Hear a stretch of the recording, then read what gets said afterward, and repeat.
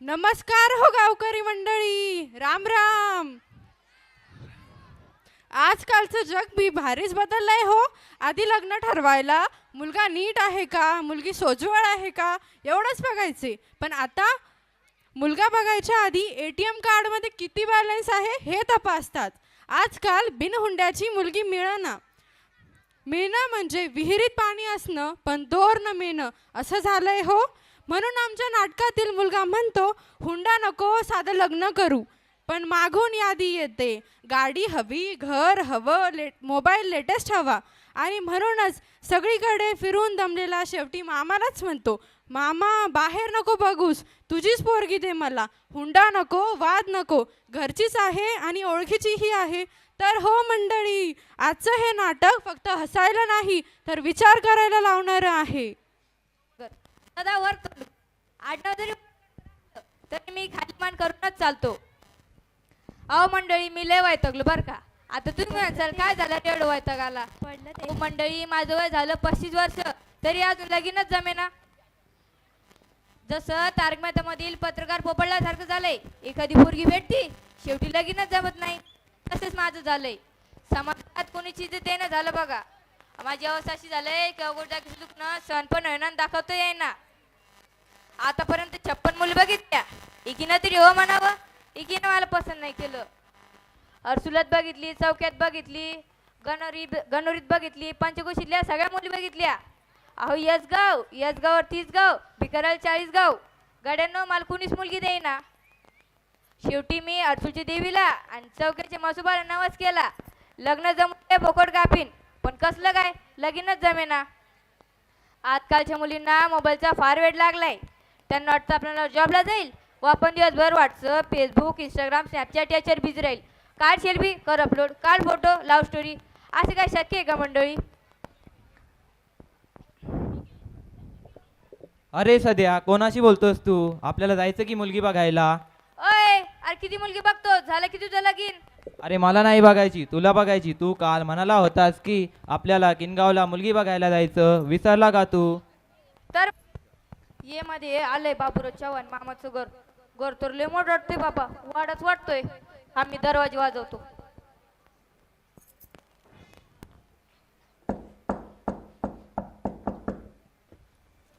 काय राव मामा बाहेरची ना.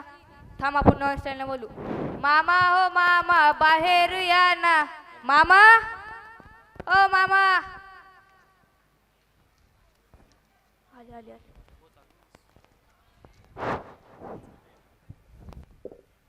अहो कोण तुम्ही? बाबूराव चव्हाण इथेच राहतात का? हो इथे राहता, पण तुम्ही कोण? अहो मी मध्या आणि हा सध्या, आम्ही त्यांची मुलगी पाहायला आलोत. बरं बरं, मी नोकर आहे घराचा, मी त्यांना निरोप करवतो. तुम्ही इथे थांबा. आप्पा ओ आप्पा, बाहेर पाहुणे आले, त्यांना घेऊ की आत? क्या नेहमी सारखं लाद मारून हाकलून देऊ? अरे त्यांना आपल्या बैठकीत बोलव, मी आलोच. बरं बरं ठीक आहे आप्पा. या पाहुणे बसा, आप्पा येत आहे. कोण आहे रे तू? अहो मामा, मी हैरंगल्ली परिछन रोड मुर्शिदाबादहून आलोय. आम्हाला निरोप मिळाला की तुम्हाला एक मुलगी आहे, तिचं लगीन करायचं आहे. तर त्याच्यासाठी मी मुलगी बघायला आलो. असं भाई, ठीक आहे ठीक आहे. गंगू, ए गंगू. गंगू गंगू हे कसलं नाव आहे? गंगू छी. गंगू ये बाहेर.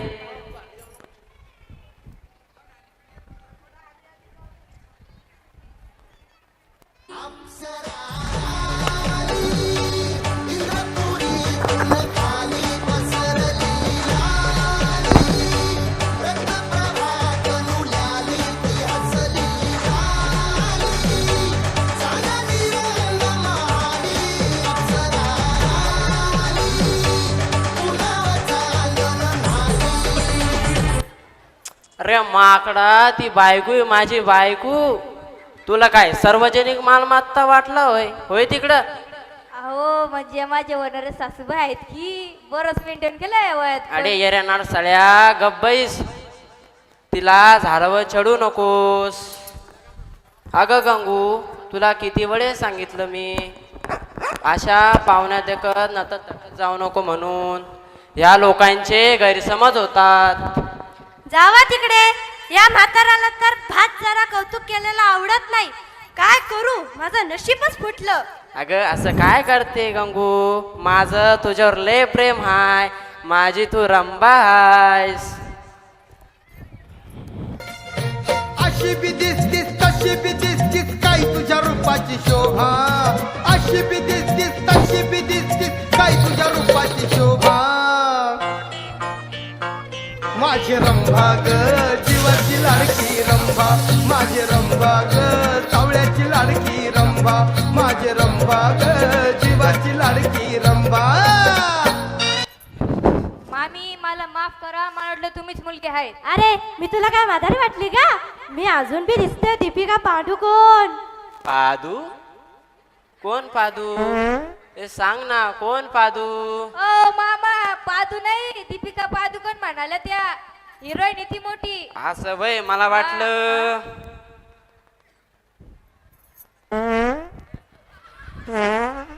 ओ मामा, मी तर तुमची भांडणं बघायला नाही, मुलगी बघायला आलो. बोला की मुलीला.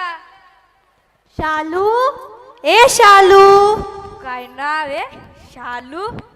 वाह, बाप बाबू, आई गंगू आणि मुलगी शालू. काय फॅमिली आहे. शालू ये बाळा बाहेर, पाहुणे आले तुला बघायला.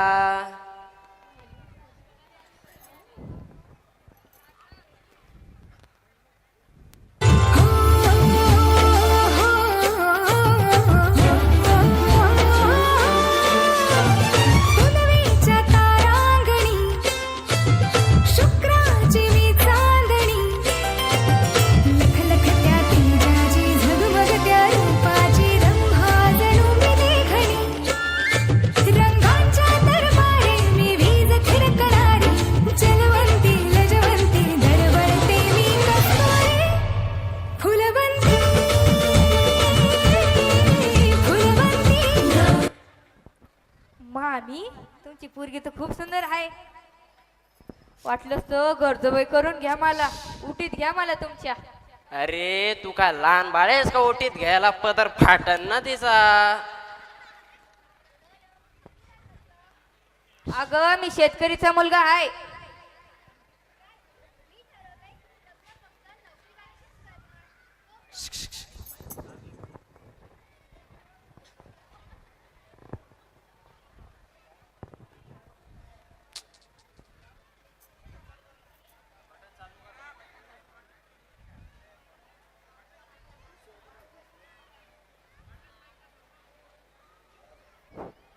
मी ठरवलंय की मी लग्न फक्त नोकरीवाल्याशीच करणार, तो पण शहरात राहणारा, गाडी व बंगला असणारा आणि त्याला कोणी बहीण भाऊ पण नसावा.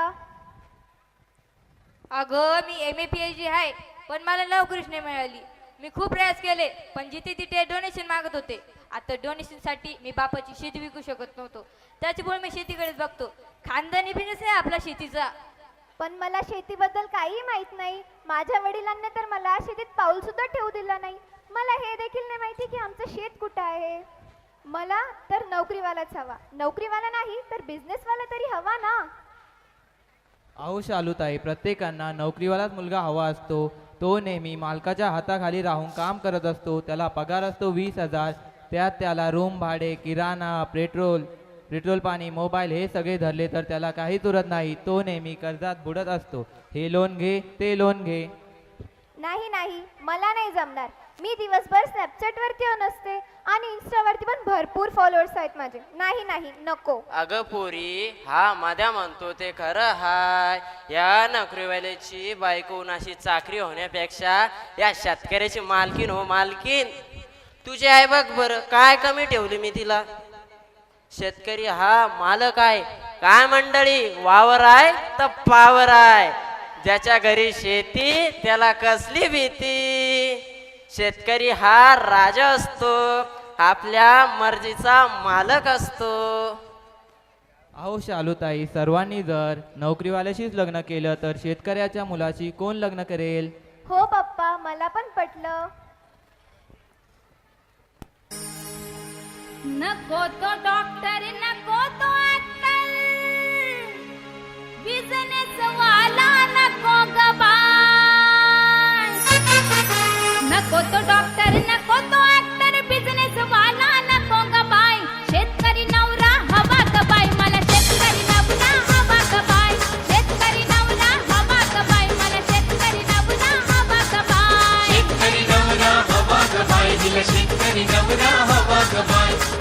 नको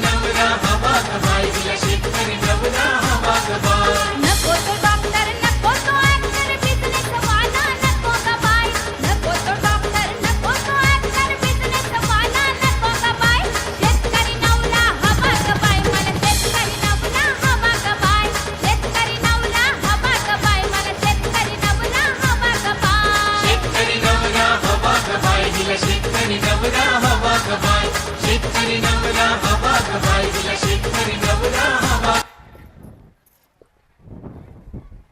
मामा मला तुमची मुलगी पसंत पडली तुमच्या मुलीला मी पसंत पडलो आता मी मेन मुद्द्यावर येतो मला 5 तोळा सोनं आणि 1 हिरो अंडा हुंड्यात पाहिजे भाऊ नाही नाही नाही नाही आम्ही हुंडा देऊ नाही शकत. हो पप्पा, आपण हुंडा नाही द्यायचा. शासनाने हुंड्यावरती बंदी केली आहे. बघ तर मंडळी कसं करू? ठीक आहे मामा, मी माझं वाक्य परत घेतो, पण तुम्ही लग्न नका नका देऊ. हुंडा नाही दिला तरी चालेल, पण मला तुमची मुलगी द्या.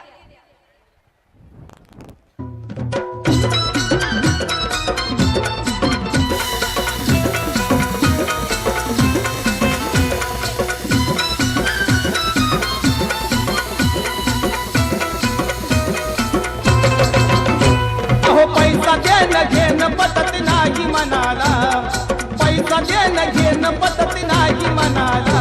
अन हुंडा नको मामा फक्त पोरगी द्या मला, अन हुंडा नको मामा फक्त पोरगी द्या मला. हुंडा नको मामा फक्त पोरगी द्या मला, हुंडा नको मामा फक्त पोरगी द्या मला. अहो पैसा देणं घेणं पटत नाही मनाला, पैसा देणं घेणं पटत नाही मनाला. अन हुंडा नको मामा फक्त पोरगी द्या मला, अन हुंडा नको मामा फक्त पोरगी द्या मला. हुंडा नको मामा फक्त पोरगी द्या मला, हुंडा नको मामा फक्त पोरगी द्या मला.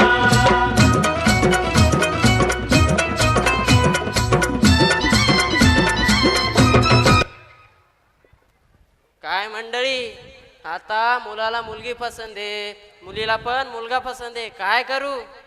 बोला ना राव. जाऊ दे, आता ब्राह्मणाला बोलवतो, चांगलं मोडतो पाहतो आणि देतो अजून.